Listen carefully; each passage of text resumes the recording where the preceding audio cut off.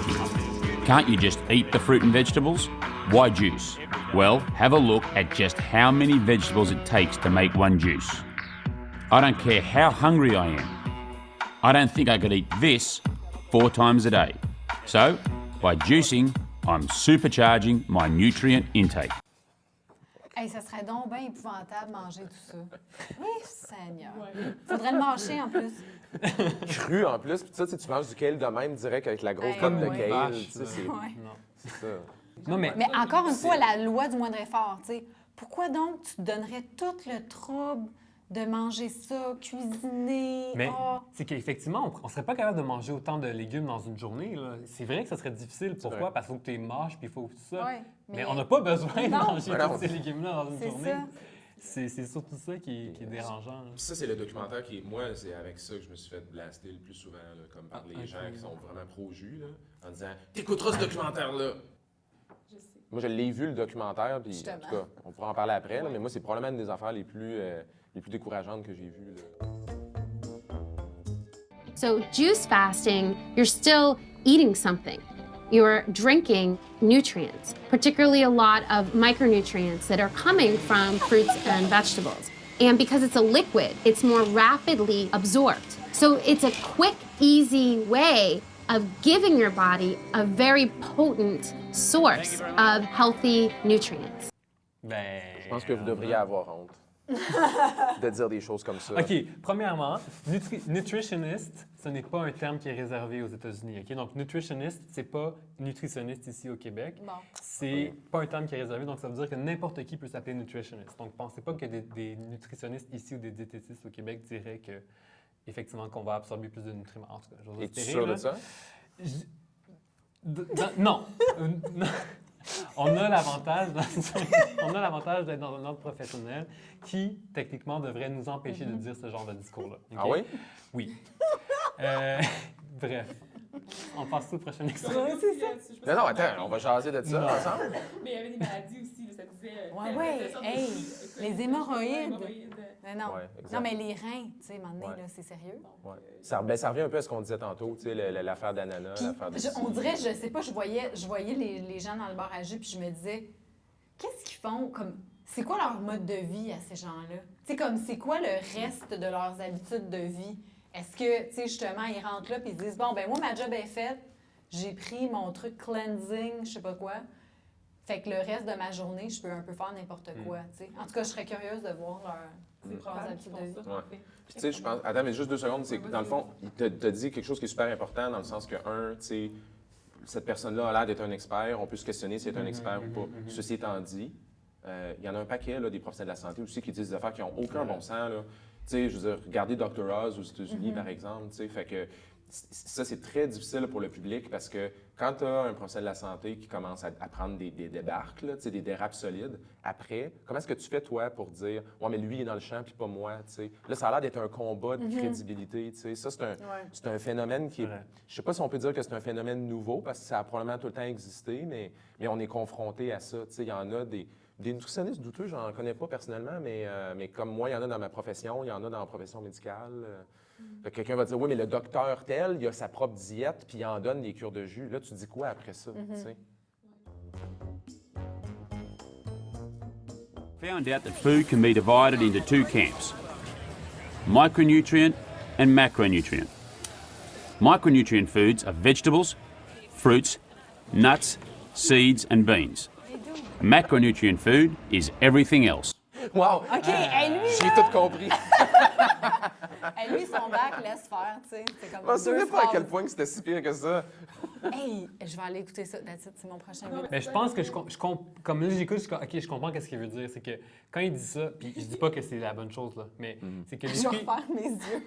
les fruits et les légumes contiennent généralement peu de calories, peu de macronutriments. Tu sais, oui, les fruits contiennent du sucre et tout ça, mais tu sais, généralement, tes fruits et tes légumes sont super riches en micronutriments, vitamines et minéraux, pauvres en calories, pauvres en macronutriments. Donc, je pense que c'est un peu Mais ça quand qu'il veut même des expliquer. glucides, là. Mais oui, il y en a quand même, mais pas mal moins. Mais c'est ça, mais bref, Non, il y c'est en sûr, a. c'est sûr que ça n'a pas rapport. Là. C'est sûr que tu n'utilises pas ce genre de Puis il y a terme-là des pour expliquer les vitamines dans la aliments, là. viande, là. Tu sais, Ouais, je veux dire, des effectivement. vitamines et minéraux Ah, dans la ouais. viande. Tu sais, comme ça n'a pas rapport. Non, Je savais non, pas c'est qu'un ça. egg roll, c'était un macronutriment, personnellement. J'étais comme- C'est- Ben, glucides, protéines, lipides. Puis micronutriments, c'est toutes les Ce qui te vitamines. fournit de l'énergie, finalement. OK, donc, les nutriments qui vont te fournir de l'énergie. Il y en a généralement, dans tous vont être les considérés. aliments, puis il y a des vitamines et des minéraux dans tous les aliments. Fait que ça marche pas pareil. Phil's eating habits were typical of the average American diet. As a percentage of calories, roughly 60% of what we eat is processed and refined foods, 30% animal products, 5% whole grains and white potatoes, and just 5% are fruits and vegetables, the foods which provide most of our micronutrients. Without those micronutrients, our cells are weakened and susceptible to a whole gang of diseases.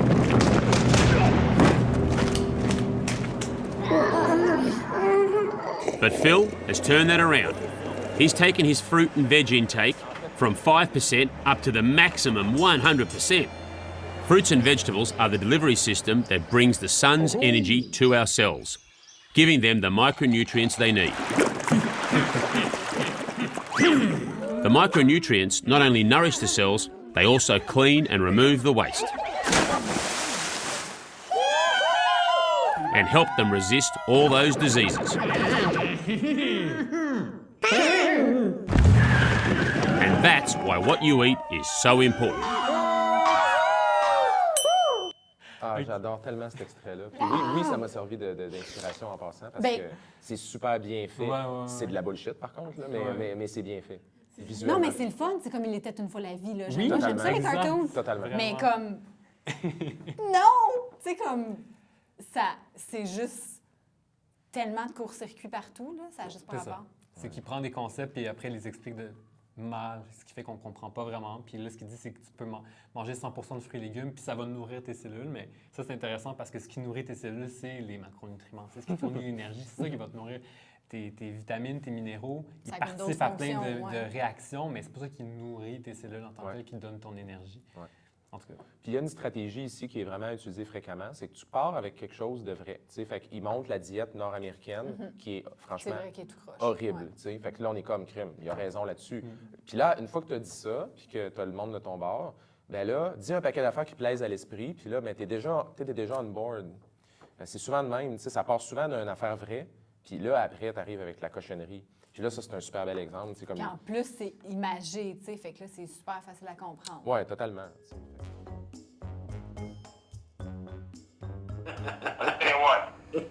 It's probably not the easiest thing to do, but it's well worth it. I mean, just by looking at him, you know it's worth it. My mom has tried so many different things, and she's, you know, every diet pill that's on the Walmart shelf or, you know, wherever she finds it on TV, whatever. I mean, she spent thousands of dollars, and this is one thing she hasn't tried. And if it works this well for him, I mean, why wouldn't it work for everyone else? And it's all natural, and that's probably the best thing. I think this would be perfect. If I could just get her to try it now. J'ai adoré la phrase de ce qu'elle dit. Si ça marche pour lui, pourquoi est-ce que ça ne marcherait pas pour tout le monde? Ouais. Parce que il y a 1 milliard de facteurs qui rentrent en compte. Puis ça revient vraiment à ce que tu disais plus tôt que, tu sais, là, L'anecdote. les troubles de comportement, non, mais les troubles de comportement alimentaire. Ma mère a essayé plein d'affaires depuis toujours, Elle a laissé toutes les diètes. Puis je pense qu'elle devrait essayer ça parce que si lui, ça marche, tu sais, il y a comme plein de drapeaux rouges partout dans cette...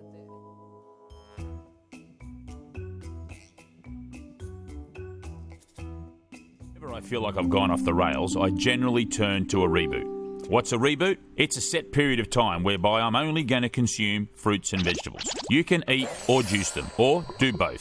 For me, as you know, I'm a juice-only kind of guy. Now, you may think this is a little strange, but our bodies are used to periods when food was scarce. Imagine you're back in time and you're on the savannah and there's not a lot of food around. The first few days, you're going to be doing it tough. You're going to be hungry and tired. You're going to have pain and misery, and you're not going to want to move. But hang in there. This is all part of survival. Your body is giving you hard-to-ignore signals, which remind you to eat. Since you're not getting as many calories as you're used to, your body will start burning its energy reserves stored in the fat and muscle. It's different for everybody, but for me, I burned 70% of my energy from fat and 30% from muscle reserves. Now, around day 3 or 4, your body's going to say, Hold on a second. I don't know how he's ignoring all these signals I was sending.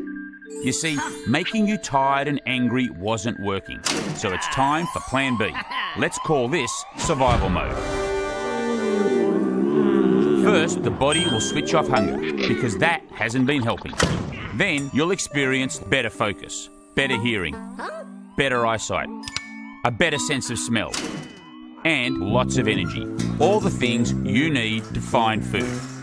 Now that hunger is in the past, you'll feel $1,000,000. And because you've been flooding your system with a broad set of micronutrients, your cells are going to be doing cartwheels with joy. You've gone from the valley where you were sick and tired to the top of the mountain where you feel amazing. And now it's time for your reboot to end and for you to come back to the present day. You've now reset your taste buds and your body will crave healthier food. But this is only the beginning. The food choices you make after the reboot will determine if you stay on top of the mountain or start to slide down the hill.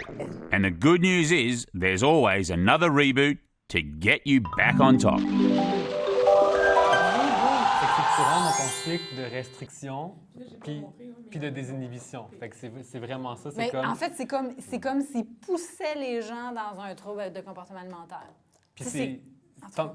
Tantôt, quand je parlais qu'une seule fois, un seul régime pouvait déclencher ça, c'est exactement un mécanisme qui est super bien démontré que tu te restreins, tu es capable pendant un bon bout, tu te sens super bien parce que tu es fier de toi, tu es capable de te restreindre. À un moment donné, tu n'arrives plus. Tu flanches, tu tombes dans le junk, qu'est-ce que tu t'es restreint, tu bouffes, tu te sens pas bien, tu es coupable, tu développes une mauvaise relation, puis oups! There's another reboot on the way. Fait que tu peux recommencer, puis c'est comme ce cycle-là, puis les gens font ça. Absolument. Puis là, la junk ou les desserts ou le chocolat ou peu importe c'est quoi, ça devient tellement evil. Puis, mais écoute, c'est le fun, les affaires interdites. Fait que là, evil puis good. Ben oui, c'est ça vraiment. Ouais. En tout cas. C'est exactement ça. Puis juste, ça se rend, mais genre celle-là que je voulais vraiment. Ben là, je vais aller le regarder, puis je vais te revenir. My weight can change and it does go up between 240 and 250 depending on my travel and stress levels. Like I'm like anyone else, and when things are going well and I'm in a routine, I tend to eat really well. But when I'm feeling the pressure, then I tend to make poorer choices. I guess the big difference now is that if I do go off the rails, I can always do another reboot and get back on track. Exactement. Tu vois le poids qui fait ça? Hey, c'est un cas classique que tu apprends genre à l'université, genre le cas classique de la personne qui fait le yo-yo avec son poids. Oui, c'est comme la personne qui fait tout le temps des diètes, là, c'est ça son poids. Puis aussi, tu sais, juste, c'est illustré, puis c'est sûr que c'est ça qui se passe, mais tu sais, justement de dire « Ah, ben là, j'étais stressée, fait que là, fait que là, encore une fois, de toujours associer, on est tous stressés, là, puis je veux dire, on a tous nos moments où ça va moins bien ou quoi que ce soit, mais de continuellement associer ça à, ben quand je suis stressée, ben là, je vais manger de la junk, mais c'est pas grave, je vais faire un reboot après, tu sais. Ah! Puis ce qui est fun aussi, ben le fun, comme à analyser, c'est qu'il met vraiment la faute sur lui. Tu dis, c'est quand moi, je suis stressé, quand ça va moins bien dans la vie, je fais des mauvais choix. Fait qu'il ne met pas en cause, est-ce que c'est le jus, est-ce que c'est la cure de jus qui marche pas? Non, ça marche. C'est moi qui n'est pas capable. C'est moi qui est faible ou qui est... C'est ça, qui n'est pas capable de le faire puis qui fait des mauvais choix quand je suis stressé. Donc, l'industrie des régimes fait toujours ça. Mettre la responsabilité sur le consommateur, pas sur leurs produits. Puis donc, c'est facile pour eux parce que les consommateurs vont toujours se blâmer eux-mêmes avant de blâmer le produit, mais c'est le produit qui ne marche pas. Mais jamais ils font le step d'après. Mais l'approche... l'approche au complet, là, il y a plein de... Quand je l'ai écouté, mon premier réflexe, c'était de me dire, mais voyons, qui peut croire à ça? Puis instantanément, quand j'ai pensé à ça, je me suis dit, attends... Tout le monde. Tout le monde. C'est clair. Comme, parce que c'est vraiment bien fait. C'est très manipulateur, en fait. Puis je pense même pas encore là... Je pense pas que ce gars-là est mal intentionné. Je pense qu'il est vraiment full dans ce qu'il fait, tu sais. Mais il n'est pas conscient, je pense. Mais non, il se blâme lui-même. Là. Ouais. Fait que, donc non, il n'est pas conscient.